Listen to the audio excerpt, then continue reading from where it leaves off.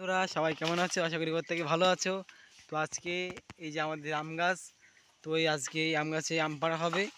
এই যে মা কিন্তু অলরেডি একটা আম ফেলে দিয়েছে। এই যে সেই আম, এটা হচ্ছে হিমসাগর আম এবং এটা খেতে কিন্তু খুবই সুস্বাদু বলতে পারেন। এবং মা কিন্তু এই যে পাড়ছে, লগি দিয়ে পাড়ছে। অনেকে লগিটাকে কিন্তু ব্যক্তিও বলে, যেখানে যেটা যে নামে পরিচিত। এবং তোমাদের ওখানে কিন্তু এই লগিটা কী নামে পরিচিত অবশ্যই কিন্তু কমেন্ট করে জানাবেন। দেখতেই পাচ্ছে বন্ধুরা, তো আমাদের গাছে এবারটা অন্যবারের তুলনায় এবার কিন্তু অনেক কম আম হয়েছে। তো আমি এখন আমগুলো কুড়াবো।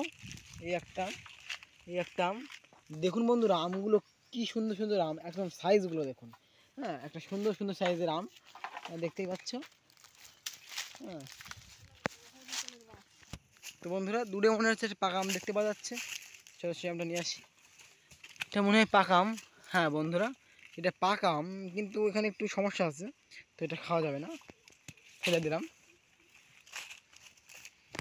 তো বন্ধুরা দেখতেই পাচ্ছ অনেক আম, প্রচুর আম কিন্তু পাখিতে খেয়ে ফেলেছে। একটা আম দেখতে পাচ্ছ পাখিতে খেয়ে ফেলেছে, মানে পাখির প্রবণতা এতটাই বেশি বলার মতো না।